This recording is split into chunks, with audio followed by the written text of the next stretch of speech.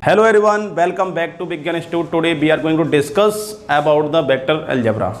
आज हम vector algebra में डिस्कस करने वाले हैं ट्रायंगल रूल का, ठीक है। क्योंकि प्रीवियस वीडियो में मैंने आपको पढ़ा दिया था आपको कि कैसे प्रूफ करते हैं कोलिनियर, ये आपने ऑलरेडी प्रूफ कर लिया है, ठीक है। फिर भी मैं एक क्वेश्चन एक स्टार्टिंग करा देता हूँ एक बार, जिससे कि आपको ये पता लग जाएगा प्रीवियस वीडियो में मैंने क्या पढ़ाया था, उसमें कौन सा टॉपिक ज़्यादा इंपॉर्टेंट था। उसमें प्रीवियस टॉपिक में अगर बात करें सबसे ज़्यादा इंपॉर्टेंट था आपका कोलिनियर, ठीक है। कोलिनियर कैसे प्रूफ करते हैं ये देख लेते हैं, ठीक है। सपोज यहाँ पर बात कर लेते हैं कोलिनियर के बारे में, क्योंकि इससे बोर्ड के लिए इंपॉर्टेंट क्वेश्चन निकल जाता है कभी कभी। कोलिनियर क्या होता है वेक्टर में। सपोज आपको यहाँ पर ए वेक्टर गिवन है 2i -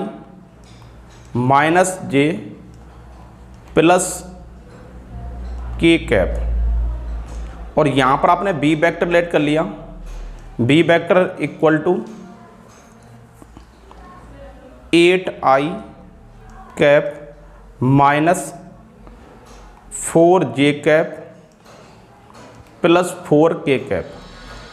अब देखिए यहाँ पर आपको देयर आर टू वेक्टर्स। यहाँ पर फर्स्ट वेक्टर आपका है A vector 2i - j + k given है। सेकेंड आपको गिवन है B vector equal to 8i - 4j + 4k। यहाँ पर आपको टू वेक्टर्स गिवन है और चेक करना है क्या ये वेक्टर कोलिनियर है या नहीं है, ठीक है। हालांकि प्रीवियस वीडियो में बहुत ही डिटेल मैंने समझा दिया है, फिर भी मैं एक बार और थोड़ा सा, क्योंकि यहाँ से मैं रिलेट करना चाहता हूँ चीज़ों को थोड़ा सा, ठीक है। तो यहाँ से मैंने क्या कैसे करते हैं, देखिए यहाँ पर करेंगे a1/a2। a1 क्या आपका 2/8, a1/a2 इक्वल टू b1 क्या आपका -1, तो ये हो जाएगा -1/-4 इक्वल टू c1 क्या हो जाएगा आपका k के साथ क्या यहाँ पर 1, तो 1 हो जाएगा /4। तो सॉल्व करने पे क्या आएगा, ये भी क्या हो जाएगा 1/4, ये भी क्या हो जाएगा 1/4, और ये भी आपका हो जाएगा 1/4। तो यहाँ से क्या निकल गया a1/a2 equal to b1/b2 equal to c1/c2। अगर तीनों का अगर रेशियो इक्वल आ गया तो क्या प्रूफ हो गया, these vectors are collinear vector, ठीक है। अब यहाँ से एक इंपॉर्टेंट क्वेश्चन क्या निकलता है वो सुनते हैं ध्यान से। सपोज आपको यहाँ पर दे देगा A vector equal to pi cap + 2j cap + k cap, और यहाँ पर आपको गिवन है बी वेक्टर इक्वल टू, यहाँ पर सपोज आपको मिलेगा 2i cap + 4j cap + 2k cap. यहाँ पर आपको दो वेक्टर्स गिवन है। फर्स्ट वेक्टर आपका फर्स्ट आपका ए वेक्टर हो गया, जिसमें पी आपको फाइंड करना है। सेकंड आपका बी वेक्टर आ गया, और आपको स्टेटमेंट लिखा मिलेगा these vectors are collinear vector, find the value of P. 2 marks के लिए इंपॉर्टेंट क्वेश्चन हो सकता है, ठीक है। तो हम कैसे प्रूव करेंगे, तो यहाँ से देखिए कोलिनियर अगर है तो क्या होता है a1/a2। a1 क्या आपका यहाँ पर a1 आपका है p/2 इक्वल टू b1 क्या आपका 2/4 इक्वल टू c1/c2, ये क्या आ जाएगा 1/2। तो सॉल्व करने पे ये क्या आ जाएगा p/2 इक्वल टू, ये भी क्या हो जाएगा आपका 1/2 इक्वल टू 1/2। अब यहाँ से फर्स्ट और सेकंड के कंपेयर करते हैं, 2 से 2 क्या हो जाएगा कैंसिल, तो यहाँ से p इक्वल टू क्या हो जाएगा 1। तो यहाँ से p की वैल्यू क्या निकल जाएगी, p इक्वल टू 1। तो यहाँ से प्रूफ हो गया अगर ये कोलिनियर हैं तो इस केस में p के प्लेस पे 1 होगा तभी ये कोलिनियर होंगे, अदरवाइज कोलिनियर नहीं होंगे। अब यहाँ से हम डिस्कस करेंगे इसके बारे में, ठीक है। देखिए ध्यान से एक सेकेंड, यहाँ से अब देख लेते हैं। नेक्स्ट आपका है triangle law of addition. Triangle law of addition. Triangle में वेक्टर को कैसे ऐड करते हैं ये समझेंगे इसके बारे में। ट्रायंगल लॉ ऑफ एडिशन में डिफरेंट वेक्टर यहाँ पर लेट करूंगा, ठीक है। और यहाँ पर चेक करूंगा वेक्टर में सम कैसे होता है ट्रायंगल प्रॉपर्टी के थ्रू, ट्रायंगल के थ्रू, ठीक है। तो यहाँ पर मैं सपोज एक वेक्टर लेट कर लेता हूँ। यहाँ पर फर्स्ट एग्जांपल मैंने ए एग्जांपल लेट कर लिया, सपोज ए। यहाँ पर मैंने ऐसे एक एग्जांपल सेट कर लिया, सपोज ए एग्जांपल मैंने ऐसे सेट कर लिया। सपोज ऐसे एक वेक्टर ड्रॉ कर लिया, यहाँ पर ऐसे ज्वाइन कर लेता हूँ देश, ये आपका ट्रायंगल होगा, ठीक है। सपोज यहाँ पर आपका पॉइंट है ए, ये पॉइंट आपका है बी, ये पॉइंट आपका है सी। तो यहाँ पर वो ट्रायंगल गिवन है और इसमें डायरेक्शन गिवन है दिस एंड दिस। तो ट्रायंगल लॉ ऑफ एडिशन होता क्या है समझेंगे ध्यान से। अब यहाँ पर देखिए आपको फाइनली पहुँचना कहाँ पर है, सी पॉइंट पर पहुँचना, सी पॉइंट पर। तो सी पर पहुँचने के दो रास्ते हैं, दो ट्रैक हैं। फर्स्ट आपका है आप ए से बी जाएंगे, बी से सी पहुँच सकते हैं, ए टू बी, बी टू सी, इस तरह सी पहुँचेंगे, या फिर ए टू सी पहुँच सकते हैं। तो यहाँ से रूल क्या बनेगा, आप बनेगा A B vector plus B C vector equal to, ये आपका डायरेक्शन के अकॉर्डिंग क्या आएगा, ए सी वेक्टर। ठीक है, मैंने देखा कि मुझे सी पर पहुंचना है, सी पर पहुंचने के लिए दो रास्ते हैं। फर्स्ट आपका है ए से बी पर जाएंगे, बी से सी पर जाएंगे, तब भी सी पहुंच रहे हैं, या फिर आप डायरेक्ट ए से सी पे पहुंच जाएं। ठीक है, तो आपने क्या देखा, A to B plus B to C, और यहाँ से क्या आएगा, ए टू सी के इक्वल हो जाएगा। तो क्या क्या बनेगा आपका, A B vector plus B C vector equal to A C vector. तो और यहाँ से क्या बन जाएगा आपका, ए बी वैक्टर आपका as it is plus B C vector आपका एज इट इज। अब वैक्टर वहाँ पर रूल पड़ा, अगर इसको मैं रिवर्स करूँगा तो ये क्या आएगा, माइनस सी ए वैक्टर आप से कर सकते हैं। पहले डायरेक्शन क्या आती है आपकी, ए टू सी थी, और डायरेक्शन में क्या कर दिया, सी टू ए कर दिया, तो ये क्या आएगा नेगेटिव। यहाँ पर ये माइनस है, अगर इसको मैं लेफ्ट में शिफ्ट करूँगा तो क्या मिलेगा आपका, ये आपका मिल जाएगा A B vector plus B C vector plus C A vector. तो यहाँ से कन्क्लूजन निकल गया कि vector law of addition of a triangle क्या होता है, सम होता है। तो यहाँ से वेक्टर लॉ ऑफ एडिशन से ये प्रूफ हो गया कि ट्रायंगल में जो वेक्टर्स वगैरह होते हैं उनका सम क्या होता है, यहाँ से आपका जीरो आता है, ये पता लगे आपको। ठीक है, ट्रायंगल लॉ ऑफ एडिशन क्या होता है, जीरो। तो A B vector plus B C vector plus C A vector equal क्या होता है, जीरो आपका होता है। ठीक है, और एक ट्रायंगल ऐड करते हैं। अब सपोज ऐसे एक ट्रायंगल के बने आपको,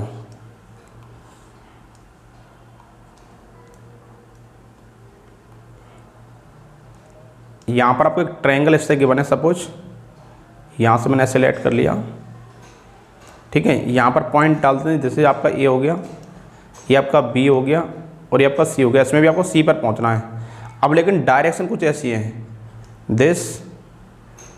दिस और यहाँ पर आपकी हो जाएगी दिस। ठीक है, अब आपको पहुँचना सी पर ही है, ये ट्रायंगल गिवन है। अब यहाँ पर आपको डायरेक्शन गिवन है, ए यहाँ पर कहाँ जाना, आपको बी से स्टार्ट करना, बी से। अब आप बी से स्टार्ट करेंगे, बी से कहाँ पर जाएंगे, ए पर, और ए से कहाँ जाएंगे, सी पर, या फिर डायरेक्ट बी से सी पर आप जा सकते हैं। और यहाँ पर आप एक काम कर लेते हैं, वेक्टर लेट कर लें तो ज़्यादा अच्छा रहेगा। सिलेक्ट कर लो आप ए वेक्टर, इसे लेट कर लीजिए आप बी वेक्टर, इससे आप लेट कर लिया सी वेक्टर।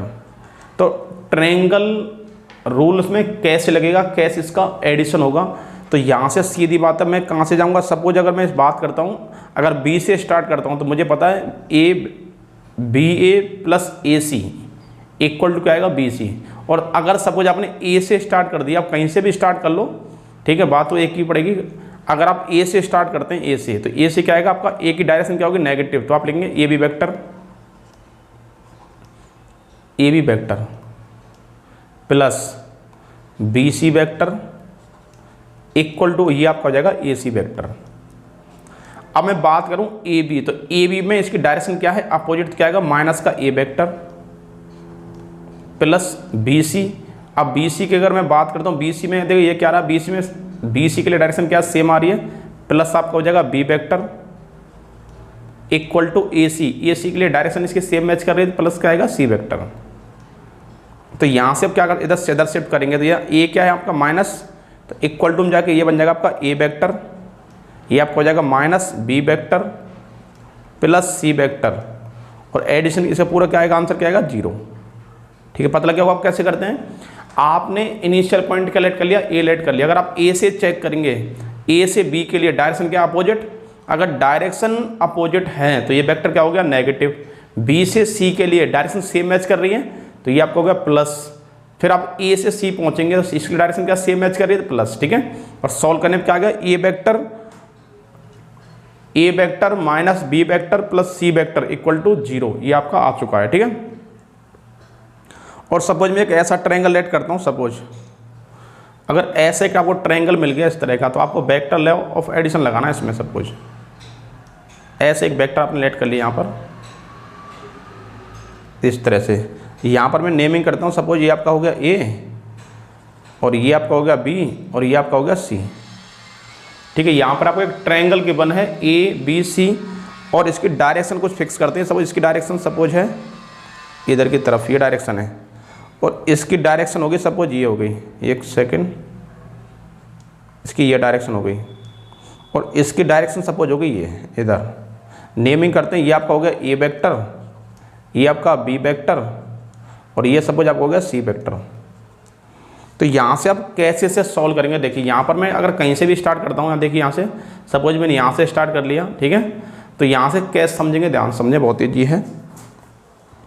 अब आप अगर देखते हैं, अगर मैं डायरेक्शन देखिए ए से स्टार्ट करता हूँ, ए से, अगर मैंने ए से इधर से स्टार्ट किया तो यहाँ से क्या आएगा आपका, यहाँ से आपका आएगा A B vector plus B C vector और इक्वल टू हो जाएगा आपका ए सी वेक्टर। आपने क्या देखा, मैं इधर से जाता हूँ, देखिए यहाँ से क्या रहा आपका A B vector plus B C vector equal to होगा ए सी वेक्टर। तो ए बी में डायरेक्शन अपोजिट है तो क्या आएगा माइनस का A vector plus B C में डायरेक्शन भी क्या है अपोजिट, तो ये क्या आएगा, यहाँ माइनस ही लगा लेते हैं इसको, एक सेकेंड, इसको लिख लेते हैं minus B vector equal to A C vector क्या हो जाएगा आपका, ए सी हो जाएगा सी वेक्टर, सी वेक्टर। तो यहाँ से क्या आपका आ गया minus A vector minus B vector equal to आ गया सी वेक्टर। ठीक है, तो यहाँ से आपका ये आ चुका है इस तरह से। तो यहाँ से आप क्या कर सकते हैं, इधर शिफ्ट करते हैं, क्या बन जाएगा आपका A vector plus B vector plus C vector equal to क्या आ जाएगा 0। तो ये इसका रिजल्ट आ जाएगा, A vector plus B vector plus C vector equal to 0, ये इसका रिजल्ट आ गया। ठीक है, तो इस तरह से आप कर सकते हैं, अगर आप इस तरह से देखते हैं तो इजीली आप कर सकते हैं इसको। ठीक है, आप ऐसे भी कर सकते थे, ए से सी पर जा सकते हैं, ए से सी और ए से बी और बी से सी भी जा सकते हैं। ठीक है, ये आपका क्या होता है ट्रायंगल लॉ ऑफ एडिशन। जो फर्स्ट वाला था वो बहुत ही इंपॉर्टेंट था, वहाँ से ये निकला था ट्रायंगल लॉ ऑफ एडिशन क्या होता है, 0 आपका होता है, ये बहुत ज़्यादा इंपॉर्टेंट था, ये आपने अच्छे से पढ़ लिया है। अब यहाँ से देखिए अगला कॉन्सेप्ट क्या है इसमें, यहाँ पर आएगा loop law of addition, loop law of addition. Loop में कैसे एडिशन करते हैं आप ये समझेंगे इसके बारे में, लूप लॉ ऑफ एडिशन। अब यहाँ पर समझेंगे फिर क्या होता है, एलोंग वेक्टर अगर आप कर रहे हैं, एलोंग वेक्टर, एलोंग वेक्टर क्या होता है पॉजिटिव। आपका अगर जितना देखो वेक्टर की अगर डायरेक्शन सेम मैच कर रही है तो आपका क्या होता है पॉजिटिव होता है, और अपोजिट ऑफ द क्या होता है, अपोजिट वेक्टर क्या होता है इसमें नेगेटिव शो करता है। ठीक है, अपोजिट वेक्टर होता है नेगेटिव, एलोंग होता है पॉजिटिव। वेक्टर को शॉर्ट लिख दिया, एक सेकंड लिख देते हैं पूरा, एलोंग वेक्टर, वेक्टर होता है पॉजिटिव और अपोजिट क्या होता है नेगेटिव।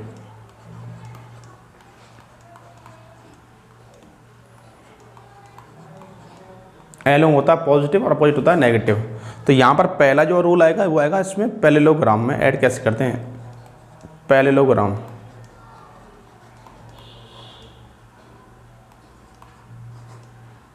पैरेललोग्राम आपको पैरेललोग्राम के बाद उसमें एडिशन रूल कैसे लगेगा वेक्टर का।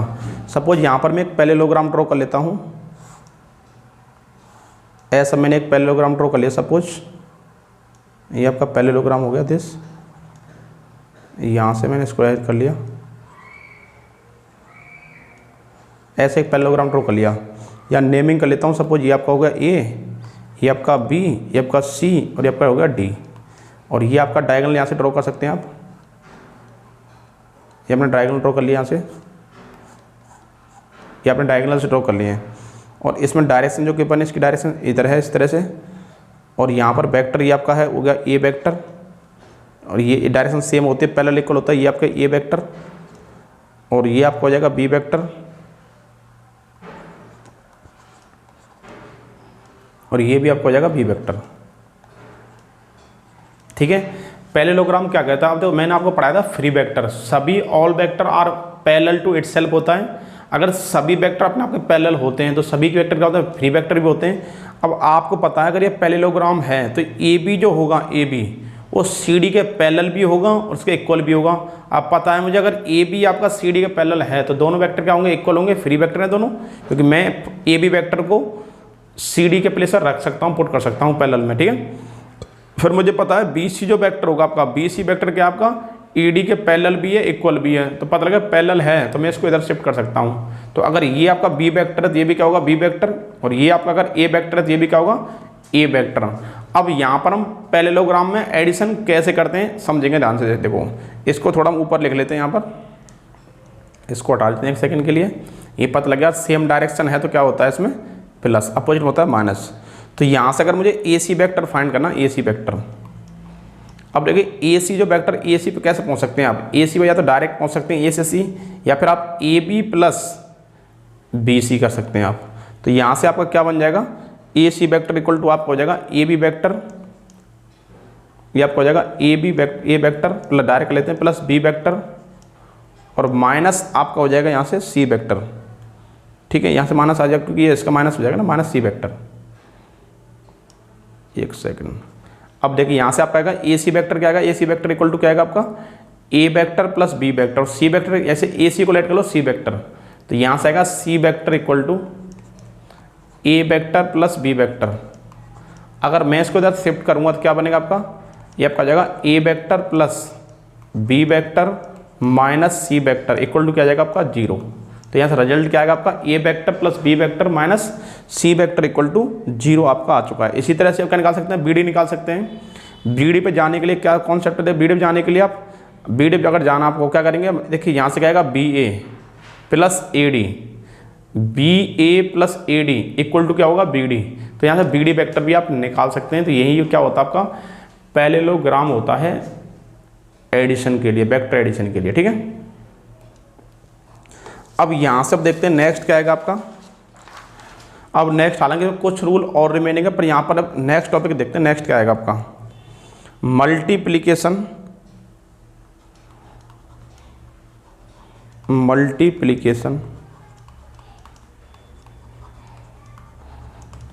ऑफ ए वेक्टर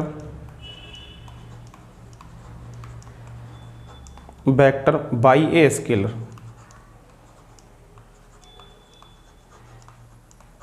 ये आपका टॉपिक है अगला, देखिए multiplication of A vector by scalar. अब स्केलर से वेक्टर की मल्टीप्लाई कैसे करते हैं, बहुत ही जनरल सी चीज़ है, ठीक है। फिर भी बताता हूँ। सपोज आपको यहाँ पर ए वेक्टर के बने, आपको ए वेक्टर के बने सपोज आपको 2i plus 4j plus 2k, और मुझे यहाँ पर क्या करना k into A vector find करना, k इंटू ए वेक्टर। तो यहाँ से क्या हो जाएगा, तो इसकी पूरे में इंटू हो जाएगी, तो क्या आएगा k इंटू ए वेक्टर के बना आपको 2i plus 4j plus 2k, ठीक है। तो यहाँ से क्या आएगा, आप इस तरह ये करा है स्केलर अगर मल्टीप्लाई करते हैं पूरे होल में उसकी मल्टीप्लाई होती है।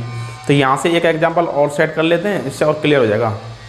सपोज ऐसा एग्जांपल आ गया आपको कि बने ए वेक्टर इक्वल टू, सपोज ये मैंने एग्जांपल ऐड कर लिया 2i plus 4j plus 2k cap मिल गया, और आपको यहाँ पर 3 से मल्टीप्लाई करने से 3 क्या आपका स्केलर है और ए क्या आपका वेक्टर है, और मुझे इससे मल्टीप्लाई करनी तो क्या आएगा इसका, ये हो जाएगा 3 से इंटू करेंगे क्या है 6i plus 12j plus 6k।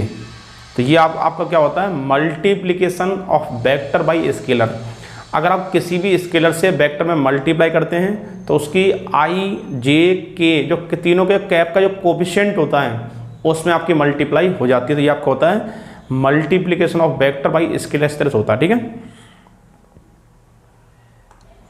Next आपके क्वेश्चन प्रॉपर्टीज के बने। अगर आपको ये करा है कि आप कर रहे हैं प्रॉपर्टीज ऑफ, इसकी प्रॉपर्टीज लिख देता हूँ एक बार में। प्रॉपर्टीज इसके क्या होंगे, देखिए अगर आप ये करा है के की अगर आप माइनस ए वेक्टर से आप मल्टीप्लाई कर रहे हैं, देखिए अब यहाँ के क्या है स्केलर है और ए क्या वेक्टर का आपका नेगेटिव है, तो इसमें क्या हो जाएगा आपका नेगेटिव के हो जाएगा, के आपका नेगेटिव के तो एज इट इज नेगेटिव बाहर जाता है तो क्या था के इंटू ए वेक्टर आपका हो जाएगा, ठीक है। अब नेक्स्ट अगर देखें फर्स्ट पॉइंट तो आपका ये हो गया। सेकंड पॉइंट आपका अगर आप के की अगर मल्टीप्लाई ए वेक्टर प्लस बी वेक्टर में करते हैं तो क्या आएगा आपका ये आपका आ जाएगा k into A vector plus k into B vector. और अगर यहाँ पर नेगेटिव होगा तो यहाँ भी क्या लगा देंगे आप, नेगेटिव लगा देंगे बीच में। तो क्या बन गया, k into A vector, plus है तो प्लस लगाएंगे मिड में, ठीक है। अगर माइनस है तो माइनस आप लगा सकते हैं, ठीक है। अब अगर ये अगला कह रहा है तो अगर आपको ऐसा मिलेगा k plus L, third property, अगर ऐसा मिलेगा k प्लस एल इनटू आ गया ए वेक्टर, तो आप क्या करेंगे, ऐसे कैसे करते, कोई k भी क्या आपका स्केलर और l भी क्या एक तरह स्केलर है, तो क्या करेंगे आप पहले इनटू करेंगे k से, तो k इंटू क्या आएगा आपका A vector plus l into A vector.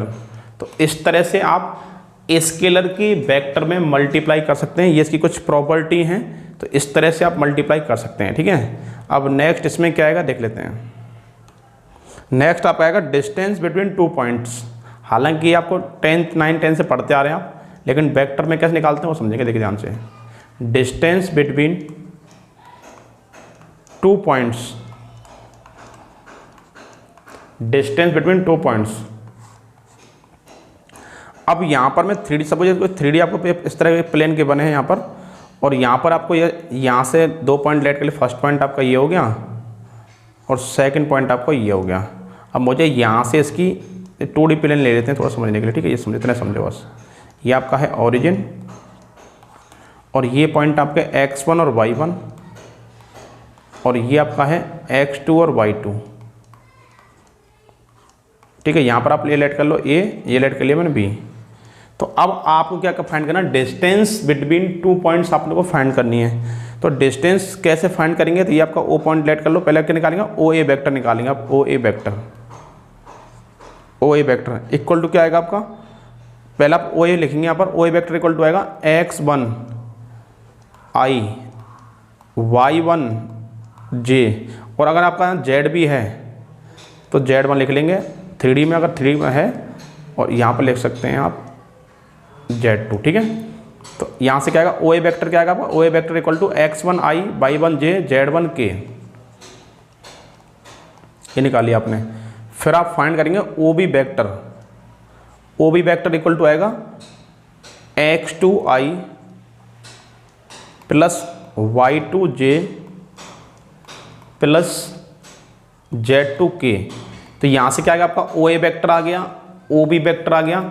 अब मुझे फाइंड करनी है डिस्टेंस बिटवीन ए बी, तो इसके लिए करना पड़ेगा आपको, ए बी के लिए A B vector equal to लिखेंगे आप, A B vector equal to B vector minus A vector, B vector minus A vector करेंगे, ठीक है। तो बी में से अगर एक और ये करेंगे आप, अब देखो डिस्टेंस निकालनी है तो क्या लगाना पड़ेगा, मॉड्यूलस। तो A B vector equal to कैसे लगा दिया, मॉड्यूलस, तो क्या आएगा, बी माइनस ए करना पड़ेगा।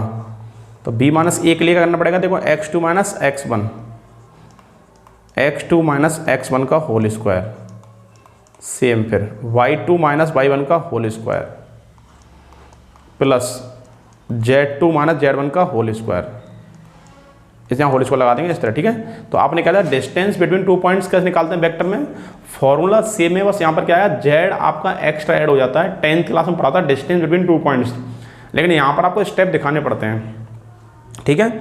यहाँ पर आपको स्टेप दिखाने पड़ेंगे, आप डायरेक्टली नहीं कर सकते, ठीक है।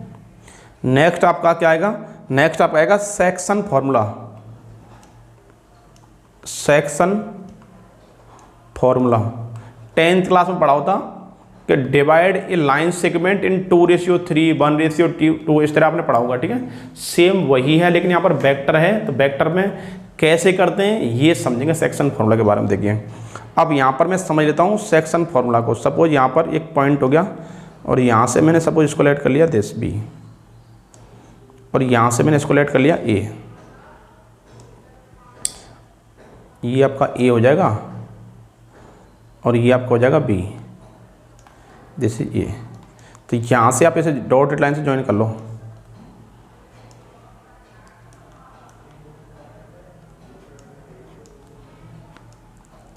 इस तरह ज्वाइन कर लिया, और इसकी जो डायरेक्शन है वो इस तरह से है दिस, और यहाँ से आपने एक लाइन ड्रॉ कर ली, डॉटेड लाइन ड्रॉ कर ली इस तरह से, ये आपका है दिस। सपोज यहाँ पर ये आपका है ए वेक्टर, ये आपका है बी वेक्टर, और ये आप पॉइंट लेट कर लो सी, ए बी सी, आप सी पॉइंट लेट कर लो, और ये आपका रेशियो लेट कर सकते हैं आप, ये आपका रेशियो हो जाएगा एम और ये रेशियो हो जाएगा आपका एन।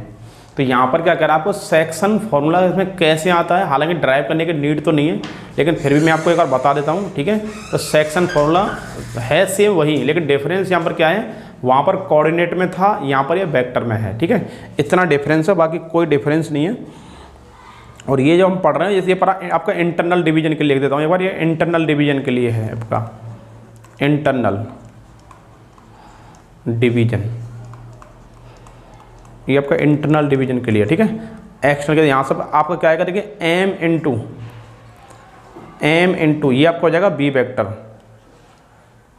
प्लस एन इंटू ये आपका हो जाएगा ए वेक्टर अपॉन ये आपका जाएगा m1 प्लस, देखो m प्लस n ले सकते हैं आप, या फिर आप अगर इसे m1 n1 ले सकते हैं, ठीक है, वो आपकी चॉइस है।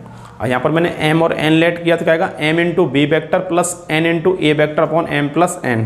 तो इस तरह से आप क्या निकाल सकते हैं, यहाँ से यहाँ पर डाल दिया ओ सी, तो यहाँ से आपका ओ सी वैक्टर आपका फाइंड हो जाएगा। O C vector equal to क्या निकल जाएगा, O C vector equal to m B vector plus n A vector upon m plus n। इस तरह से आप इसको फाइंड कर सकते हैं। और यहीं अगर आपका अगर होता एक्सटर्नल डिवीजन, मैं एक साथ दो चीज़ करा देता हूँ एक साथ, अगर आपका एक्सटर्नल डिवीजन होता, अगर आपका डिवीजन, तो यहाँ पर सेम, यहाँ पर क्या आता है, यहाँ भी नेगेटिव होता और यहाँ पर भी नेगेटिव लगा देते आप, ठीक है। इंटरनल डिवीजन में लगाते हैं प्लस और एक्सटर्नल डिवीजन लगाते हैं आप माइनस, ठीक है। इस तरह सेक्शन फॉर्मूला आप अप्लाई कर सकते हैं, m into B vector plus n into A vector upon m1 plus m2 ले सकते हैं, या फिर आप m प्लस n ले सकते हैं, जैसा आपने लेट किया है उसके अकॉर्डिंग होता है, ठीक है। यहाँ डिफरेंस ये है कि आपका वेक्टर में है बस। देखिए नेक्स्ट, तो यहाँ से आपने सेक्शन फॉर्मूला देख लिया होगा, ठीक है। दो पार्ट्स के लिए था, ये इंटरनल के लिए भी था और ये आपका एक्सटर्नल के लिए भी था, ठीक है। तो यहाँ से इस तरह फाइंड कर सकते हैं। नेक्स्ट तक देखते हैं, यहाँ पे कुछ एक एग्जाम्पल सेट करते हैं जिससे कि आपको और क्लियर हो जाएगा। देखिए यहाँ पर ये कह रहा है आपको, यहाँ पर ए वेक्टर गिवन है, मैं एक एग्जाम्पल सेट कर लेता हूँ। एग्जाम्पल गिवन आपको A vector equal to 2i plus 4j minus 2k, और यहाँ पर आपको बी वेक्टर गिवन है i minus j plus 2k। अब ये यहाँ पर देखिए आपने दो वेक्टर लेट कर लिया, फर्स्ट वेक्टर आपका है ए वेक्टर, सेकंड आपका है बी वेक्टर। अब ये करा है right A position vector of A point divide the line segment joining the point, vector A given है, वेक्टर बी गिवन है, ठीक है। इंटरनल और रेशियो क्या गिवन है, रेशियो लेट कर लेते हैं। यहाँ पर मैंने एक एग्जांपल लेट किया है, रेशियो लेट कर लेते हैं। सपोज आपने 1:2 गिवन है, ये करा इंटरनली और एक्सटर्नली आपको फाइंड करना। सिंपल सा कॉन्सेप्ट मैंने बताया था, हालांकि आप उससे भी कर सकते हैं। जैसा आपने एक पॉइंट लेट कर लिया दिस, ये आपका इस तरह लेट कर लिया आपने, और यहाँ से आपसे डॉटेड लाइन से ज्वाइन कर लेंगे। हालांकि ये सब ड्रॉ करने की नीड नहीं है, डायरेक्ट भी कर सकते हैं, इसकी प्रॉब्लम नहीं है। ये आपका हो जाएगा ए, ये आपका हो जाएगा बी, ये आपका हो गया ए वेक्टर, ये आपका हो जाएगा बी वेक्टर, ये पॉइंट हो जाएगा ओ, आप इसे डॉटेड लाइन ज्वाइन कर लेंगे दिस, और ये आपका होगा 1:2। एक सेकंड से 1 लिखते हैं, 1:2 ऐसे कर लिया, 1:2 आपका हो जाएगा, ठीक है। तो अब कह रहा है अगर इंटरनल की बात करेगा तो यहाँ से क्या आएगा आपका, यहाँ लेट कर लो सी, तो यहाँ से आपका आएगा O C vector equal to, internal के लिए बता रहा हूँ पहले मैं, तो आप करेंगे। अब देखिए m इंटू, देखो फर्स्ट क्या है आपका, फर्स्ट रेशियो आपका 1 into B vector, 1 into B vector plus 2 into A vector upon m plus n, sum क्या हो जाएगा 3। तो यहाँ से आपका आएगा O C vector equal to, अब देखो बी वेक्टर क्या आपका ये एज इट इज आ जाएगा आपका, यहाँ से आएगा 1 से इंटू करेंगे, सेम यही आएगा I cap minus J cap plus 2k cap plus, अब 2 से मल्टीप्लाई करेंगे ए में, तो क्या आएगा आपका, ये आएगा 4i cap plus 8j cap minus 4k cap upon आपका हो जाएगा 3 अपॉन 3, ठीक है।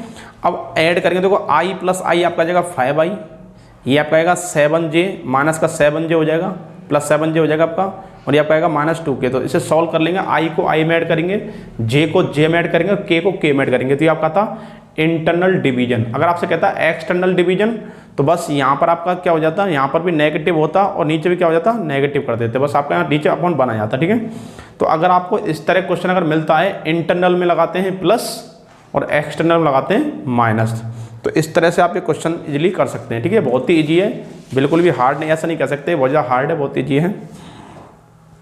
अब यहाँ पर देखते हैं नेक्स्ट आपका टॉपिक क्या है, समझ में आ गया हो कैसे करने क्वेश्चन है। ठीक है, अब यहाँ पर समझिएगा मिड पॉइंट के बारे में, कैसे निकालते हैं इसमें मिड पॉइंट। पहले मैं आपको थोड़ा इंट्रोडक्शन पढ़ा दूँ, क्वेश्चन तो मैं आपको बहुत सारे कराने वाला हूँ उसमें, जो बहुत ही ज़्यादा इंपॉर्टेंट होंगे, पहले लेकिन थोड़ा इंट्रोडक्शन पढ़ लें थोड़ा इसका।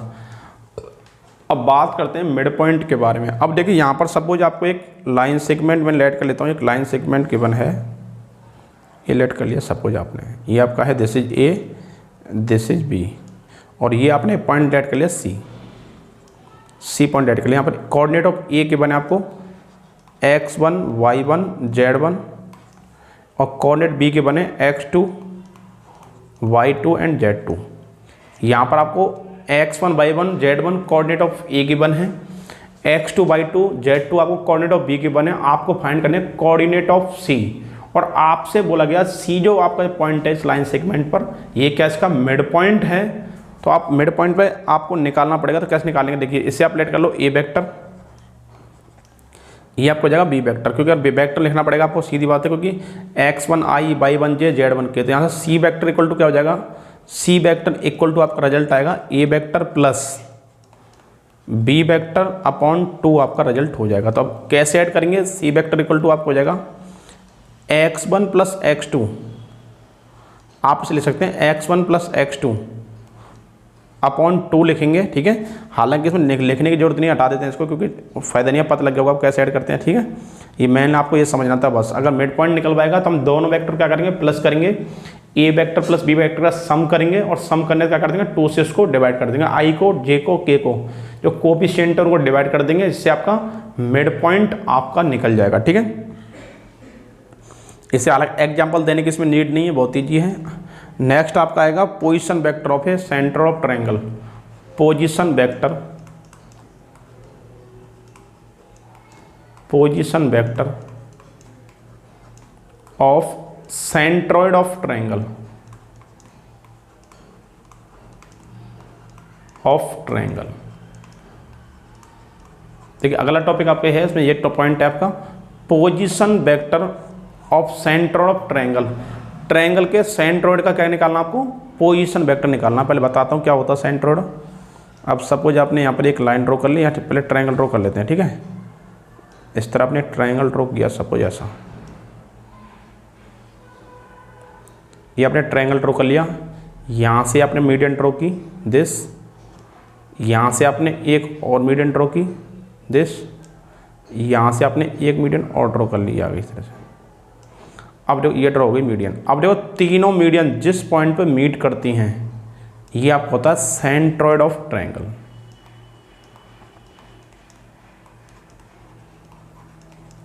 ये होता है सेंट्रोइड। और कोऑर्डिनेट यहाँ से लेट कर लेते हैं, ए, ये आपको हो जाएगा बी, ये आपका सी। और आपको ये पता होगा, और ये ट्रायंगल की जो मीडियन होती है उनका क्या रेशियो होता है, 2:1। तो ये क्या होगा 2, और ये आपको होगा 1, ये आपको होगा 2, ये आपको होगा 1, ये 2 और ये आपको होता है 1। ठीक है, सेंट्रोइड ऑफ ट्रायंगल जो होता है वो क्या होता है, 2 मीडियन को 2:1 में ब्रेक करता है। तो ठीक है, मीडियन से ऊपर वाला पार्ट क्या होगा आपका 2, और नीचे वाला क्या होगा 1। ठीक है, तो यहाँ से ये पता लगेगा सेंट्रोइड ऑफ जो ट्रायंगल जो होता है वो क्या होता है, मीडियन को 2:3 में क्या करता है, वो ब्रेक करता है, डिवाइड करता है। ठीक है, तो यहाँ से हम कुछ लेट कर लेते हैं यहाँ से, और आपको पता है ये सारे क्या हो जाएंगे, इसके मिड पॉइंट हो जाएंगे। तो यहाँ से एक काम करो, वेक्टर लेट कर लो। आपने सपोज इसको लेट कर लिया ए वेक्टर, इसको लेट कर लिया आपने बी वेक्टर, इसको लेट कर लिया आपने सी वेक्टर। अब देखिए इस पॉइंट की अगर मैं बात करूँ तो ये पॉइंट क्या बन जाएगा, मिड पॉइंट होता है, सीधी बात है। तो ये आपको हो जाएगा A vector plus B vector upon 2, और ये आपको हो जाएगा B vector plus C vector upon 2, और ये जो पॉइंट होगा ये आपको हो जाएगा A vector plus C vector upon 2। तो यहाँ से आपका क्या गया, ये सारे मिड पॉइंट आ गए, यहाँ से ए बी आ गया, बी सी आ गया, सी आ गया, ठीक है। अब इसमें आप सेक्शन फार्मूला अप्लाई कर सकते हैं, ठीक है, इससे आप इजीली ड्राइव कर सकते हैं। तो यहाँ से मैं कोई भी एक लाइन सेगमेंट ले सकता हूँ, यहाँ पर नाम ले सकते हैं, तुम चाहो तो डी ई एफ ले सकते हैं। सपोज ये आपका हो गया डी, और ये सपोज आपका हो गया ई, और ये लेट कर लिया आपने एफ। तो यहाँ से कोई भी एक लाइन सेगमेंट आप ले लेंगे और वहाँ पर सेक्शन फार्मूला आप क्या कर देंगे, यहाँ से अप्लाई कर देंगे। अब देखिए ध्यान से, यहाँ पर थोड़ा स्पेस की थोड़ी प्रॉब्लम है, तो नेक्स्ट अगले पेज पे देख लेते हैं। अब यहाँ पर लगाएंगे भाई सेक्शन फार्मूला, सेक्शन फार्मूला। तो यहाँ से मैंने क्या पढ़ाया था, आपने पढ़ाया था m into B vector plus n into A vector upon m1 plus m2 ले सकते हैं, या फिर m प्लस n ले सकते हैं। देखिए तो अब यहाँ से अगर मैं देखता हूँ कोई भी एक लाइन सेगमेंट ले लेते हैं, सपोज मैंने AD को ले लिया, तो यहाँ पर AD के लिए ये रेशियो क्या है 1, तो 1 इंटू क्या आएगा b प्लस सी अपॉन 2। तो यहाँ से आएगा 1 इंटू, यहाँ से आएगा 1 into B vector plus C vector upon 2 plus 2 into, और ये आपका हो जाएगा ए वेक्टर, 2 इंटू हो जाएगा ए वेक्टर ए डी के लिए। यहाँ पर लिख लेते हैं ए डी के लिए लिखना है, अब ए डी 2 इंटू ये आपका हो जाएगा ए वेक्टर अपॉन आपका हो जाएगा m1 m प्लस n, तो ये आपका आएगा 3। तो यहाँ से अगर मैं इसे सॉल्व करता हूँ तो क्या आएगा, देखिए यहाँ से आपका आएगा, ये देखिए क्या बन जाएगा आपका B vector plus C vector upon 2 plus 2 into A vector, ये आपको मिल गया, ठीक है। तो यहाँ से क्या आएगा, आप देखिए ध्यान से थोड़ा सा एक बार देख लेते हैं इसको, रेशियो अगर चेक करते हैं, एक सेकंड रुक जाइए, ये आपको 2 रेशियो की बन है, ठीक है। यहाँ से तो यहाँ से 2 इंटू आपका ये आएगा 2 इंटू, एक सेकंड उल्टा कर दिया मैंने, तो यहाँ पर आपका आएगा ये 2, एक सेकंड, ये आपका हो जाएगा रेशियो हो जाएगा 2 और इंटू ये क्या हो जाएगा 1 इंटू 1, तो 2 से 2 क्या होगा आपका होगा कैंसिल। तो यहाँ से रिजल्ट आपको निकलेगा B vector plus C vector plus A vector, तो इसे आप लिख लीजिए A vector plus B vector plus C vector upon 3। तो ये आपका आ जाएगा इस तरह सेंटर ऑफ क्या गया, सेंट्रॉइड ऑफ ट्रायंगल का क्या रूल होता है, A vector plus B vector plus C vector upon 3। अब कैसे सॉल्व करते हैं बताता हूँ, एक बार देखिए ध्यान से। जैसे कि यहाँ पर रेशियो क्या है 2, तो 2 की मल्टीप्लाई करेंगे आप B vector plus C vector upon 2 से, और 1 की मल्टीप्लाई करेंगे आप ए से, अपॉन आएगा टोटल 3। अगर आपको बी ई सॉल्व करना बी ई, तो 2 की मल्टीप्लाई होगी ए वेक्टर प्लस सी वेक्टर से, और 1 की इंटू होगी बी वेक्टर से, इससे निकाल सकते हैं। या फिर आप सी एफ अगर लेते हैं तो 2 into A vector plus B vector upon 2 से इंटू होगी 1 इंटू सी वेक्टर। इस तरह से आप सेंट्रॉइड ऑफ ट्रायंगल आप बहुत इजीली इस तरह से आप फाइंड कर सकते हैं, ठीक है। तो ये आपका क्या होगा, सेंट्रॉइड ऑफ ट्रायंगल निकालने का आपका रूल आपका आ चुका है, इस तरह से आप फाइंड कर सकते हैं, ठीक है।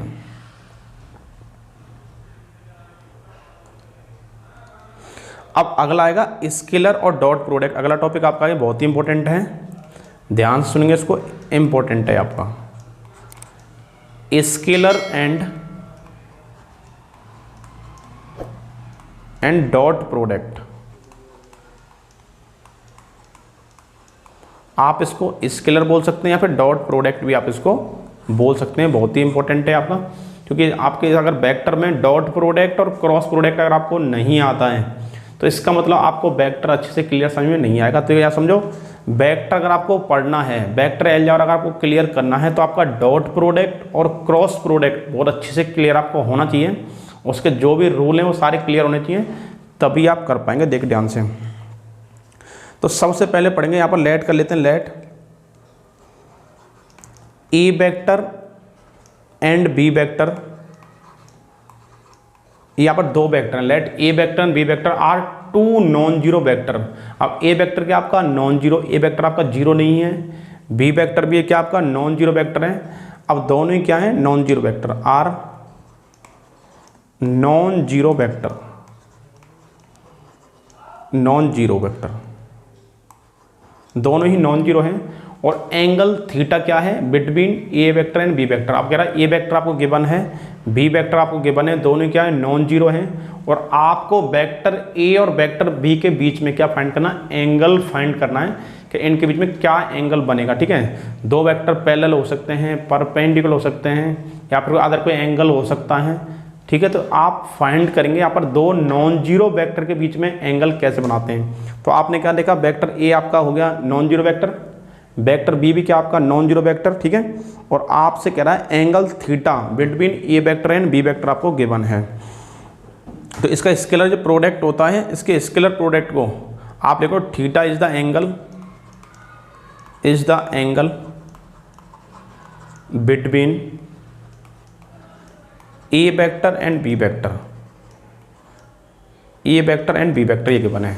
और स्केलर प्रोडक्ट को या फिर डॉट प्रोडक्ट को हम ए डॉट बी से डिनोट करते हैं, और इसका रूल होता है A vector dot B vector angle between two vector आपका होता है A vector dot B vector equal to magnitude of A vector magnitude of B vector into cos theta. ये आपका होगा कॉस थीटा। ठीक है, ये आपका कॉस है, थीटा पे लिख लेते हैं एक सेकंड, कॉस थीटा। तो आपने देखा कि एंगल बिटवीन टू वेक्टर्स क्या क्या फाइंड करते हैं, A vector dot B vector equal to magnitude of A vector magnitude of B vector multiply by cos theta. तो यहाँ से आपका ये निकल गया। ठीक है, अब इसमें कुछ इंपॉर्टेंट नोट भी हैं, वो लिख लेते हैं एक बार नोट।